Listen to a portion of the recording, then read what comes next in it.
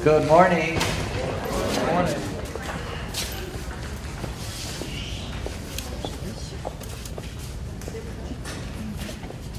By now, most of you, if not all of you, know that I grew up in the Southern Baptist Church. At least I began my growing up there. I wouldn't say that I did all of it in the Southern Baptist Church, but for reasons that I have never really understood. I have never been able to explain. My sister and I were particularly religious when we were growing up. It wasn't a part of our family life, religion or church, really. We weren't required to go to church. We weren't required to go to Sunday school, which in the Baptist church is more important than going to church. Sunday school. We weren't required to go to Sunday school either. It wasn't really even encouraged. In fact, you might say that it was discouraged. Sometimes it was actually difficult to get there and back. I think that children are often more religious or at least more spiritual than adults. They have not yet become so rational. They have not yet become so concerned about what other people think of them. They aren't so self-conscious.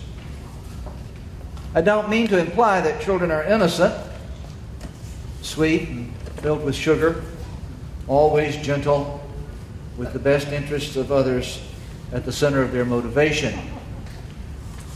They aren't. Children are self-centered. It's natural. They are quick to exert whatever power they can on any situation they find themselves in order to get what they want, in order to get their own way. I could tell you some stories about that. I remember being in a psychology class in college, and I was married with 2 children, and it was a course on the psychology of adjustment, I think is what it was called. But we had a student one evening, one class began to wax eloquently about the fact that children weren't selfish. They had to be taught to be selfish. And that the culture that we lived in, this materialistic consumer culture that we live in, teaches children to be selfish, that they are not born that way. And I looked at her for a moment and I said, "You don't have children, do you?"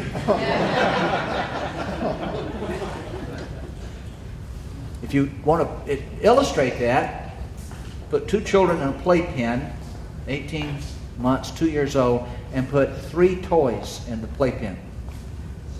The one toy that they want is the one the other one has, and actually each child wants all 3. They are selfish, they are self-centered. But they are less devious about it when they are younger. They are really much more open about it than they become as they get to be adults. They are, I believe, more open to the mystery of life, to the magic. They laugh and they love with more openness, with more naturalness.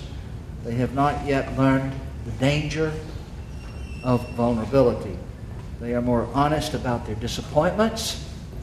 They are quicker to hope. They are more ready to believe in what they can't see.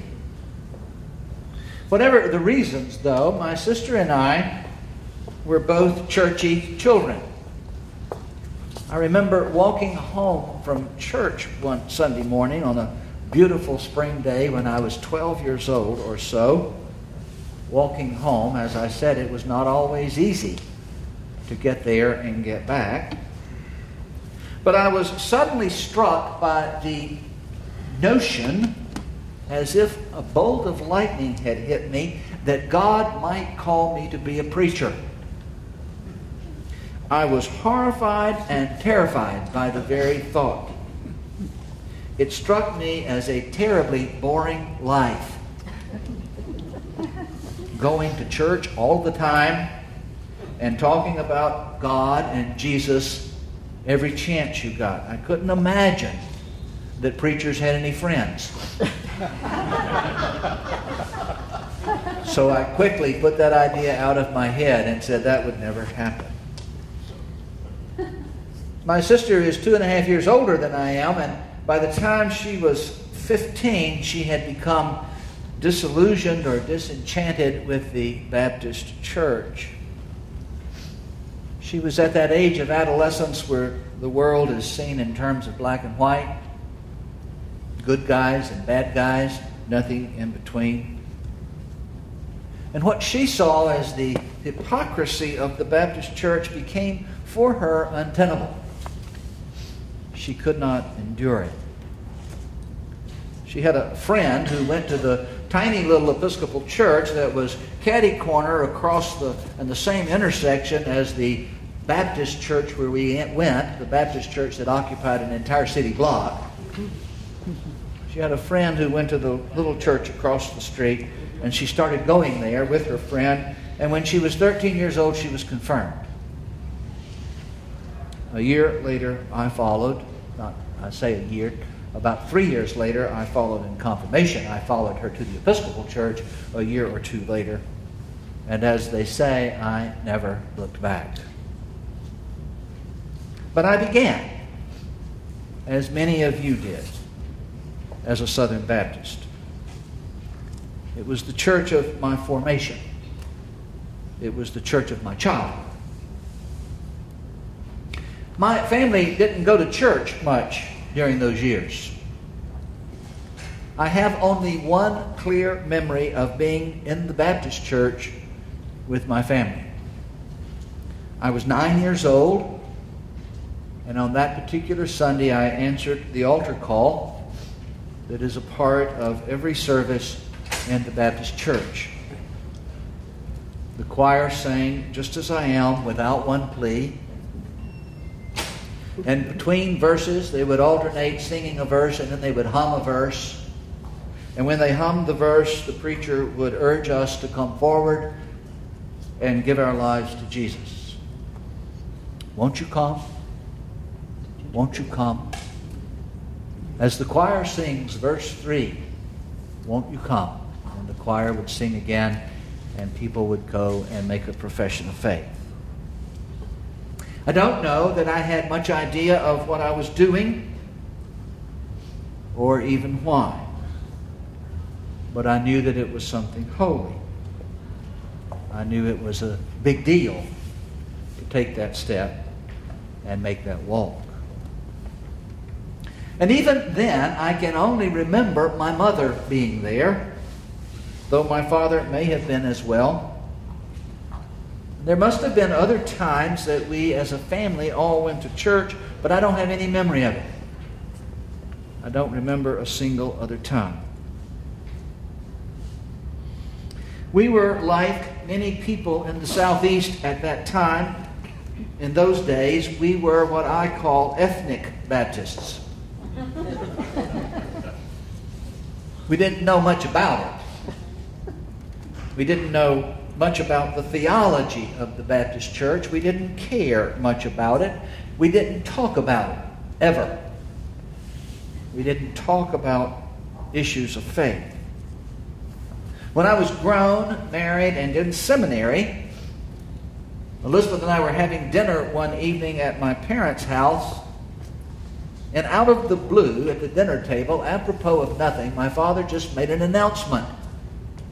He just said, blurted out, "I believe in God, I just don't think you ought to talk about it at a party."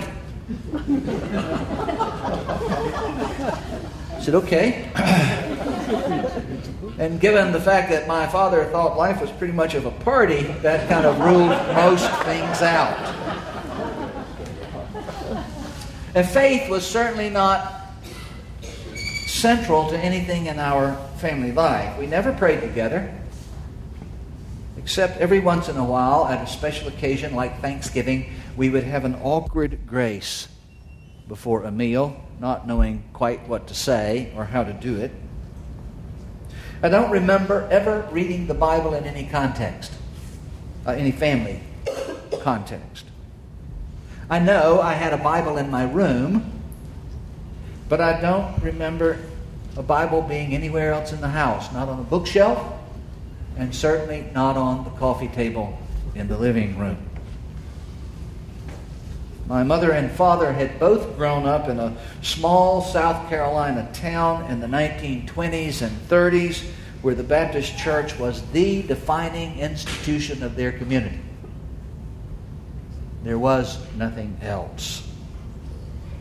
My father's mother, my grandmother, was deeply religious, a woman who walked her talk. She walked her talk in spite of a disastrous marriage to a man who lost their family estate in a poker game. That's true. My mother, I believe, just from a few things she said, I believe she had had difficult experiences with the church as a teenager. She didn't want to have much to do with it. She was something of a child prodigy in her day. She skipped 2 grades in school, and she graduated from high school when she was 15 years old. She was bright, inquisitive, eager to experience life, and more than a little bit rebellious. When she was 18, she and her college roommate hitchhiked across the United States. Not things that were easily accepted in the Baptist church in the days of the Depression in the South. And so she never trusted the church. She always felt judged. She always felt there was no room for her. So we didn't know much about theology. We didn't know much about faith. We didn't talk about it. We knew, along with everyone else, that drinking was prohibited in the Baptist church. In the minds of most people in the South of my childhood, that was the cardinal sin. You could do almost anything else as long as you didn't drink. And you could be the best, most upright, noblest person in the world, but it was all for naught if you drank. And as important as alcohol was to my family, that was enough to keep us far away from the church. When I was confirmed in the Episcopal Church at the age of 16, my mother and father were confirmed with me. They didn't really understand much about the Episcopal Church either, except that it was okay to drink if you were an Episcopalian. Other than that, they didn't see much differences in the churches. For the rest of her life, my mother referred to the Episcopal church services on Sunday morning as prayer meeting.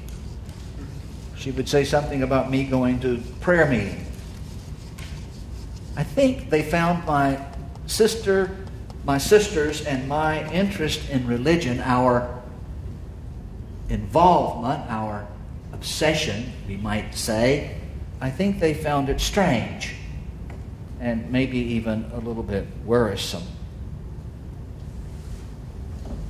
But still, they didn't really care which church they didn't go to. So if we were going to become Episcopalians, if we were going to take it all that seriously, even though they didn't quite get it, they weren't sure it was a good, healthy thing for their children, they figured they might as well go with us because they didn't care which church they didn't go to. They would just as soon not go to the Episcopal church as not go to the Baptist church.